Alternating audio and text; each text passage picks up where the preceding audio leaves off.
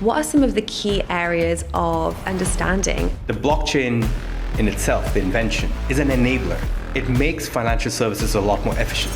You as a retail user, you as an institution can go directly through the exchange, online, set up and trade. What has been your favorite industry milestone? The ETFs, that was super. That was them telling us, okay, you're cool. We want to start investing in this place as well. Can crypto boom? Can crypto go bust? You need to understand what you're investing into. You need to do your own research. People need to understand what the rules of the game are. But I will tell you this. Hello and welcome to the Binance Studios, where we go beyond the headlines and look at the people leading the teams at Binance and also the cryptocurrency industry at large. Joining me now, I have Vishal, Sacheendran, Head of Regional Markets at Binance. We're going to be diving into a lot today. First of all, Vishal, thank you for joining today. How are you doing? I'm good. Thank you for having me. A pleasure. Now, we've got a lot to unpack today. We're going to start off actually by looking at one of Binance's core value statements, which is the freedom of money globally. Now, this can mean a lot of different things to different people. I'm curious to hear what it means for you. For freedom of money, I think for me personally, it's the ability to invest, hold, and transmit how you seem fit, the cheapest way, right? If you look at it as UAE, from where we are as an expat community, growing up here, you always wanted to send money back and you only had one option. You only had the banking channels. But now with fintech coming in and now crypto coming in, the options have become a lot more cheaper and you get to choose who you want to do it with. I think it's extremely important. Your investable options have increased, and that's again, your money, your freedom. Where do you want to invest it? No one's going to tell you how to do it. I think those are, for me, are the main key points of what freedom of money means. So freedom of money is also freedom of choice for you as an end consumer. Okay, lovely, nice. Now, let's look at your career journey. So you've been at Binance for 3 years now. Talk us through a little bit of your roles before joining Binance, because it's slightly unconventional for someone in crypto to come from the regional space. And also you previously worked with our CEO, Richard Tang. So that's an interesting journey. Can you share it with our viewers? Sure. My professional journey has been, you call it interesting. I would say it's been weird in a way, because I've gone through 4 different industries. I've spent the first 6 years of my career in education with the British Council. The next 6 years of my career was in the TradFi sector with the Bank of New York. The following 6.5 years was with the regulator, like you just said. And the final 3 years have been here so far. It's been a journey working with Richard. Richard's been my boss for nearly 10 years now. It's going to be 10 years this year. Working with the regulator has given you a lot of insights. Working with TradFi has told you what works and what doesn't work and what needs fixing. And education, as always, it just plays a key role for you to understand why it's so important, irrespective of which industry you're in.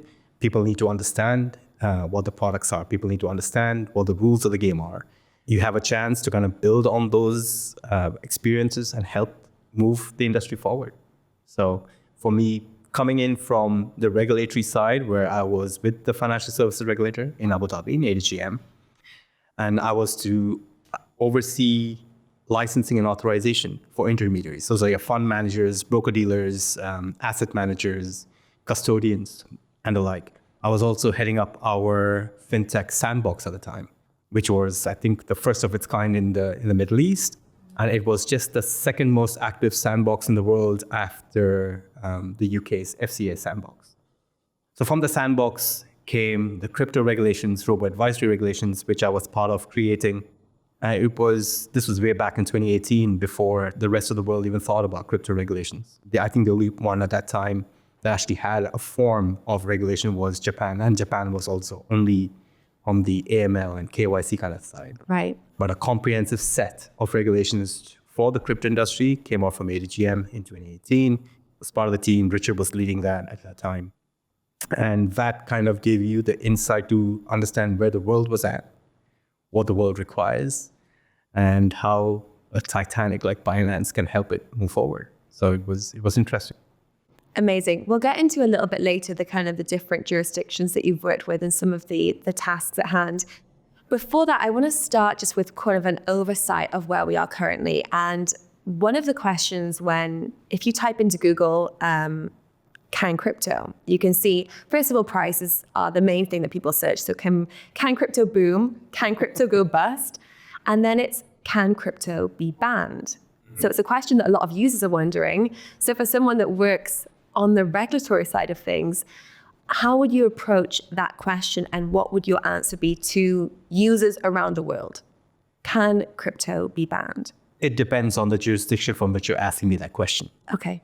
If you're asking me from any part of the Middle East, I would say the probability is a lot less. If you were asking me from maybe in Europe, it's not going to happen. And then you have pockets of the world where the regulators or the governments just haven't got there yet to understand what crypto is and how it can be an enabler for financial services as opposed to a disruptor, right? So the world is waking up. So if you had asked me this question about 7 years ago, would crypto be banned? I would have said in maybe 80% of the jurisdictions, yeah. Yeah. But if you ask me that question now, I would say the reverse holds true. I think 90% of the world is actually getting it and they're understanding what it is. And you have powerhouses that have run with it. Be it, when I say powerhouse, I'm not just talking about governments who have said proactively that they are adopting crypto. I'm talking about powerhouses in the financial services industry who have taken on crypto. So the world has changed since then. So if they would tell me, but you think crypto is going to be banned, I would say it depends. Really depends on the jurisdiction you're in. But 80% of them have already taken it on board. So let's wait for the 20% to come on board as well. And when it comes to the different conversations that you've had with different regulators, what have been some of the challenges and what have been some of the highlights? Because there's so many, as you mentioned, there's different kind of baskets of conversations that you've had and different approaches over the years that you've been in the space. Can you talk us through some of the standouts for you? I'm not going to take names. I'll get in trouble. Yes. But I will tell you this, and I think I have mentioned this on a few panels as well. I always put regulators into 3 different buckets. The first bucket is the one that are pro-crypto, the pro-regulations. They understand it. Take ADGM, for example. Take Bahrain, for example. Take VAR in Dubai, for example. Now you can take Mika, for example. You can take these guys and put them in the first bucket and say, hey, these guys get it. They know what crypto is. They understand the technology behind it, and they want to regulate it the right way. The second bucket are the ones who want to have a wait and watch approach. So this is what Europe was all this time, where they kind of understood crypto for like a decade, and now they come up with the Mika regulations. So now they're in the process of going from that bucket 2 to bucket 1, right? Yeah. And then you have the last bucket where they're like, I don't understand this. I don't want to touch it. I don't want to do anything with it. The question that you asked previously, will crypto be banned? Most likely from the third bucket. That's the regulators who they haven't understood it yet. They don't know what to do with it yet. And they don't even want to have a wait and watch approach. They just don't want, they're very risk averse. So they stay away from it. They don't want to touch it for the time being. Our job is to get them to move to bucket 2 and people in bucket 2 to move to bucket 1. That's what the industry has come together to try and do. I think you can take an example of India. Initially, they were like, crypto's banned, crypto's not banned. They didn't have a proper statement. But they have moved from then on to coming to bucket 2 to say, okay, we're now on a wait and watch approach. We're going to have this AML registrations done. We're going to watch and see how the crypto industry evolves. And we're going to try and create some regulations around it and then move and see how we can be a premier regulator for the crypto industry. So those are the 3 kind of phases that regulators have gone through. And obviously, it's easier to work with the first kind. Yeah. You're fine with the minimal thresholds that they have, but the industry is moving at such a fast pace with the financial service people already in there, the TradFi people already in there, that you want to give maximum protection, not just to retail users, but you also want to give it to your institutional side, the sovereigns. And they won't come into the game unless they know that it's completely protected in terms of, all the regulations are in place, the frameworks are in place, because they're playing with people's money. It's sovereigns, right? So you want to give maximum sense of assurance to these guys. And the only way to do that is through a proper comprehensive regulatory framework. And hopefully we're getting there. And at the time of recording this, so Binance currently has 21 different licenses across various jurisdictions. Congratulations. The most recent being Brazil. So as a user, what does that mean for you if Binance is working with the regulators or we have a kind of cryptocurrency regulatory approach with a different jurisdiction? So if you ask different users this, the more hardcore crypto players, they're like, we never needed regulations anyway because we trust the product. But if you're looking at novices who are we keep using that word, the next billion. Binance, we're what, $250 million right now. Yes. And we want to have 1 billion users. How do you get that next 1 billion? For me to get that next billion on board is if I'm a guy, I'm a small store, or I'm a mid-tiered business, or if I'm someone who's just saved some money over the course of my career and I want to start investing into this thing. It's intriguing, it's interesting, it's innovative. How do I know that my money is going to be protected? It's an unlicensed product, it's an unregulated product. Why would I put my money in something that does not give me a protection, that there's someone watching how these guys are handling my money? The regulators and the framework and those licenses give them that assurance. So it's not for the people that are already there who understand and know what to do with it. It's for the people who like, okay, we want to get into this. Let me see if it's safe to do this. Wear a safety belt. A license is just a safety belt for you to come on board and say it can't protect you from everything. But you just put on your seatbelt, and that's a seatbelt. So it gives you that assurance that there is someone that has tried, tested it, and knows it works, and they're ready to let you on board and give that company your money. So that's what the licenses do from a retail user perspective. From an institutional side, exactly what I told you before. If I'm going to get corporates coming in, if I'm going to get fund managers coming in, sovereigns coming in, they want to be assured that I'm putting in the people's money, the government's money. These are taxpayers' money into something that is very well regulated. So there's no chance. The chances of any fraudulent behavior is minimal as to an unregulated business. And that's it. That's what that regulation and that license gives you, that assurance. When you are engaging with regulators and you are having these conversations, what are some of the key areas of, understanding and filling in the information gaps that need to be clarified in order for you to be able to move forward, as you mentioned, kind of from tier 3, which is the naysayers, to tier 2, which is optimistic, and tier 1, which is cooperative? When you have a chat with regulators, depending on how complex the regulators are and how knowledgeable they are about the industry, especially with the innovation, you understand that crypto is not the blockchain in itself, the invention, is an enabler. It's not a disruptive innovation, as people tend to call it. So it makes financial services a lot more efficient. It makes financial services a lot more easier, transparent, faster, cheaper.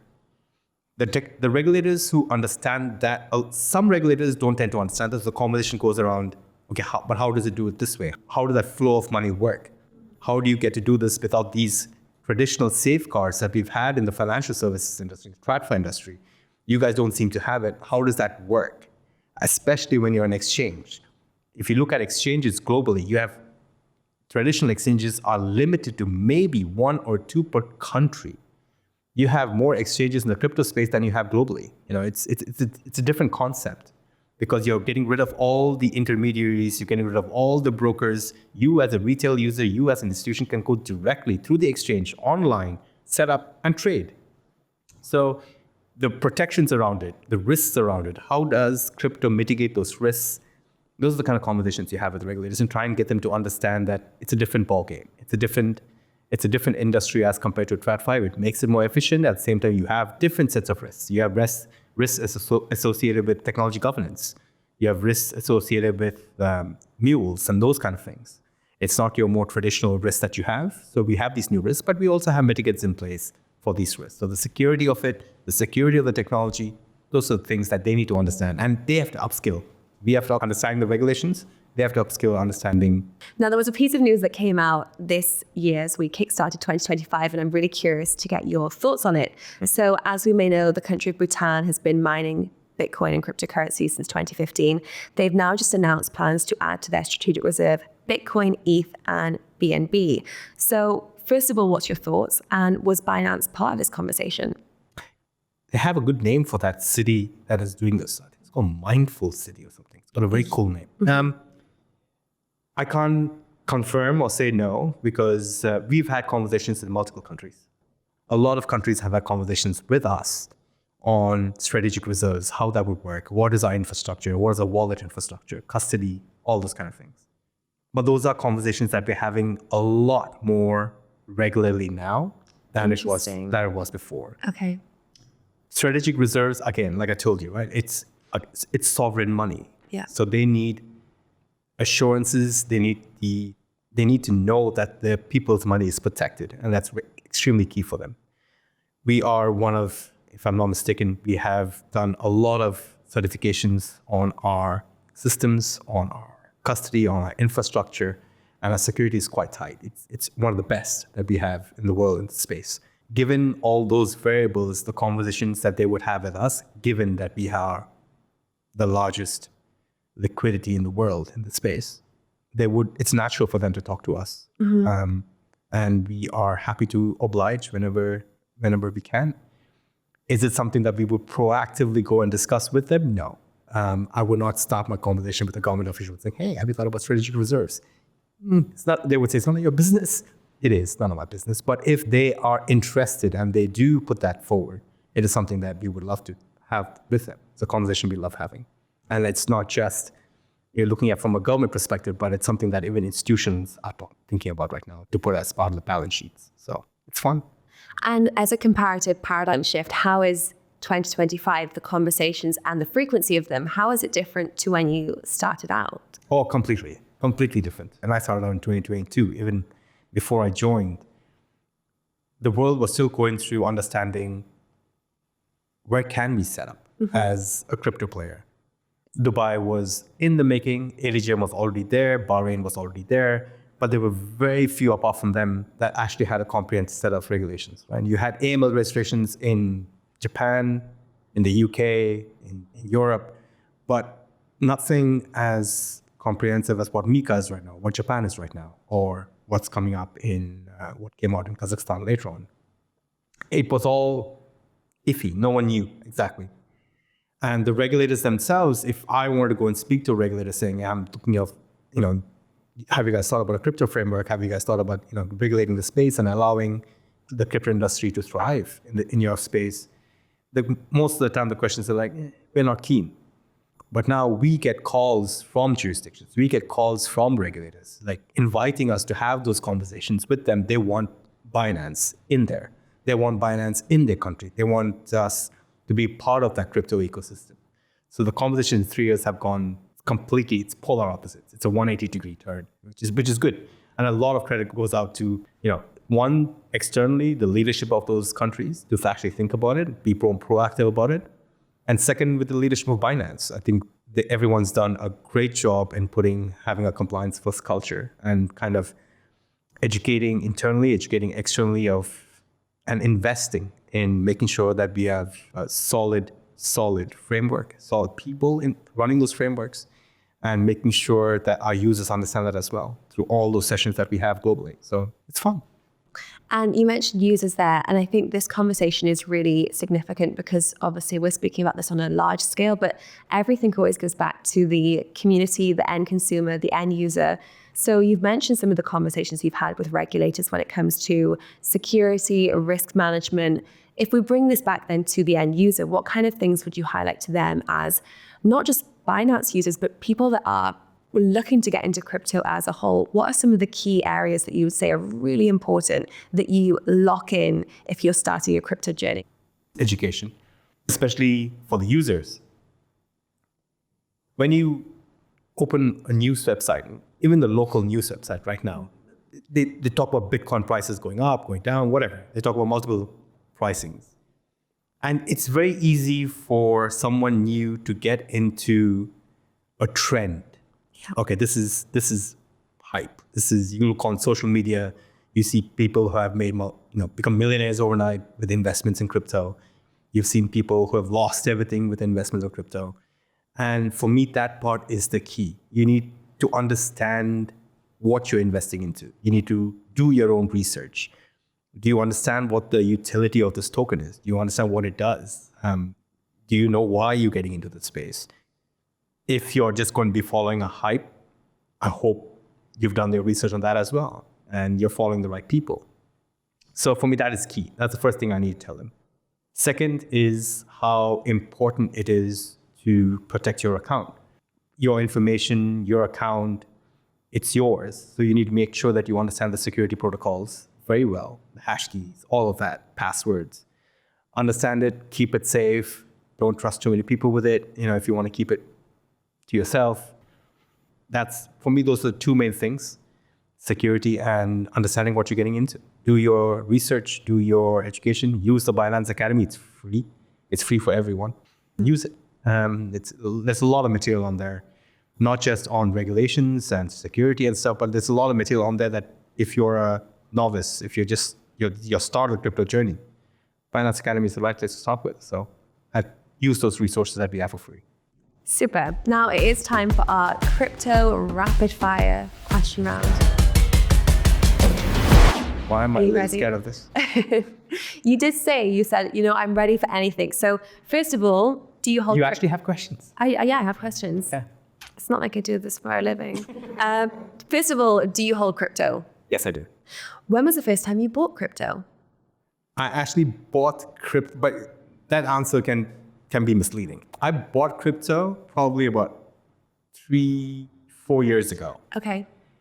But that was the only crypto I bought until the start of 2024. Oh, okay. And it was only because it was a project that was being started by one of my friends, and he's like, you need to own a bit of this. I'm like I bought a few tokens, and that was it. Okay. But I actually got into buying crypto at the start of 2024. Okay. What has been your favorite industry milestone? My favorite industry milestone, I think the licensing. You're talking about from a Binance perspective, or From your perspective? From my perspective, the ETFs. That was the TradFi industry giving us the authenticity that we needed. Yes. That was them telling us, okay, you're cool. We want to start investing in this place as well. Welcome on board. Your favorite piece of Binance merch? You've got a few on. This one. The ring. The ring. I always look at the ring is cool. It is. I've not been in the company long enough to get a ring yet, but hopefully soon. What is your favorite location for a cryptocurrency conference? The UAE. The UAE. Okay, fantastic. The most unique encounter of someone asking you about crypto? Unique? Yes. My mom is 75 years old. Amazing. When crypto hit $100,000, it was all over the news. And that's the time we just got into the Indian market. So it was all over the news. She calls me up and she's like, listen, I heard about this thing called Bitcoin. I'm like, we shouldn't be talking about this. I'm like, I sent her the link to the Binance Academy. Go read. Excellent. See, welcome Vishal's mum There to you the go. academy. She still doesn't have an account with us. So anyway. One day, will we ever see a Memecoin ETF? I've seen crazier things happen. Okay. The last person that you educated crypto to, well, it could be your mum.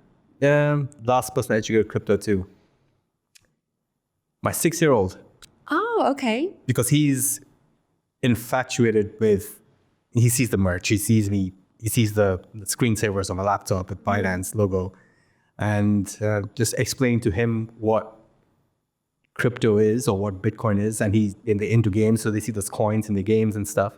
So just explain that to him. I don't think he understood anything, but it was worth a shot. Start them young. Start them young. Your favorite account to follow on X? My favorite account, all basketball related. Oh, okay. So it's probably the NBA, yeah. That is my favorite account. Nice. Not crypto related. That's probably going to be the most unique answer we've had across Binance too. There you go. And finally, one piece of advice you'd give to someone that is starting their crypto journey? Do your own research. Study, educate yourself, and play with like any other investment portfolio that you would have. Do your research, understand your risk levels, understand your risk appetite, and then get into it. But don't do it just because someone's asked you to. Don't do it because you've seen the hype. Do it because you want to and you understand the risks associated with it. Then get into it. Fantastic. Thank you so much for taking the time today. Thank you for having me. Great pleasure. That's all from us, but don't forget to subscribe to not miss more videos like this one.